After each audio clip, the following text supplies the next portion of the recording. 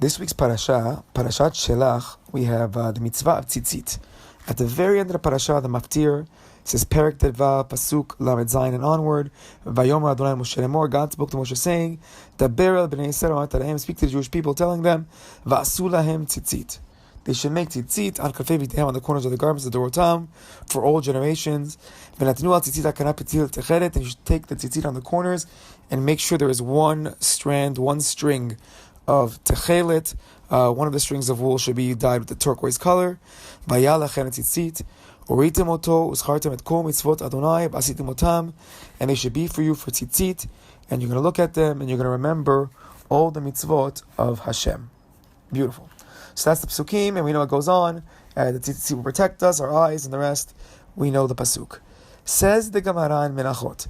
The Gemara in Menachot, this is 43b, goes through, the Gemara in that whole section, goes through beautiful ideas of what the mitzvah of tzitzit is all about, and in particular, about the mitzvah of Techelet.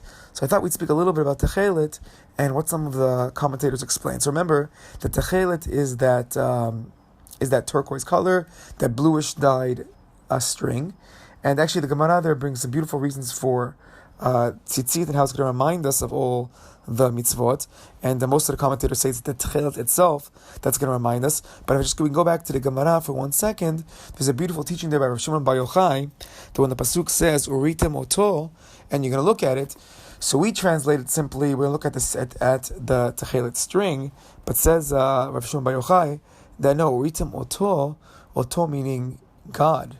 We're actually going to see Him. So from the tzitzit itself, we're actually going to get ourselves to come close to HaKadosh Baruch Hu, and so to speak, Kaviyachol, see Hashem, or item oto. So says the Gemara, this is now Menachot 43b, the Gemara says that why do we need the Techelet strings? Why was that color chosen from all the colors? So says the Gemara, since the color of Techelet is similar to the color of the sea, and the color of the sea is similar to the color of the sky, of the heavens, which in turn is similar in color to Hashem's Kisei HaKavod. And in a different version, they throw in that those colors are similar to the colors of the Luchot, which are similar to the Kisei HaKavod. But basically, you have yourself the strings, remind you of the ocean, remind you of the sky, the heavens, which remind you of God's heavenly throne, which is in the heavens, which ultimately will bring us to HaKadosh Baruch Hu Himself. So what's the idea behind this teaching? Like, what is Chazal trying to teach? What's the Gemara saying? This Techelet reminds us of the ocean, reminds us of the sky, reminds us of God. So what's going on?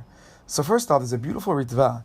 The Ritva to Chulin 89a says that the sea and the sky symbolize the two greatest events of Jewish history. The sea symbolizing the splitting of the sea, and the sky symbolizing when the heavens opened up and Hashem came down, brought the heavens down to earth, and gave us the Torah. So, Kriyat Yam Suf, Matan Torah, the two biggest events of Jewish history. The Techelet is supposed to remind us of the sea and the sky, which were those two biggest events of our Emunah. But then, I saw a little bit of a different idea.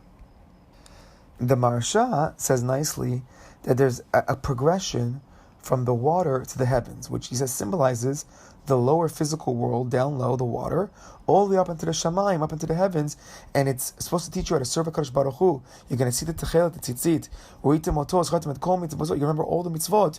You're going to do everything, but it's a process starting from the lower physical world down below, working our way up to the spirituality, up to the heavens. So that's the idea of the Maharsha.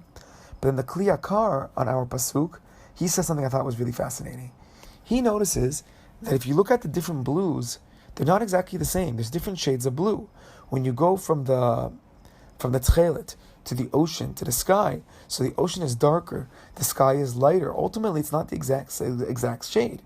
So says the Kli Yakar, because the idea over here of looking at the Techelet, reminding us of doing the mitzvot, and reminding us of God, is actually a progression. And he explains, based on different midrashim, that the ocean symbolizes the fear of God. He says the Yam is scared of God. He says that the waves want to come crashing down against the earth and destroy the whole planet. But Hashem said after the Mabul, after the flood, no more, we can never destroy the planet with water anymore. Therefore, the waves come with full force. But at the very last second, they break because they can't destroy the world. They have Yirah. They fear Hashem. They don't want to get punished. They want to follow God. So the ocean symbolizes yirah.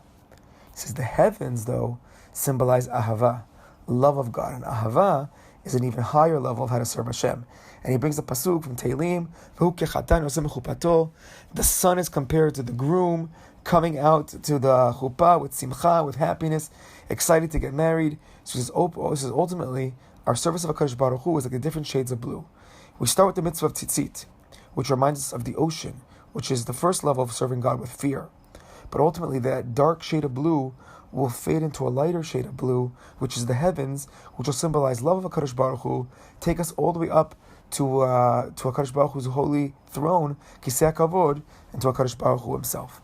So B'ezrat Hashem, we should be zocheh to look at the tzitzit, get inspired, and maybe see a glimpse of HaKadosh Baruch Hu in the mitzvah that we're doing, as we say every single day. Shabbat Shalom.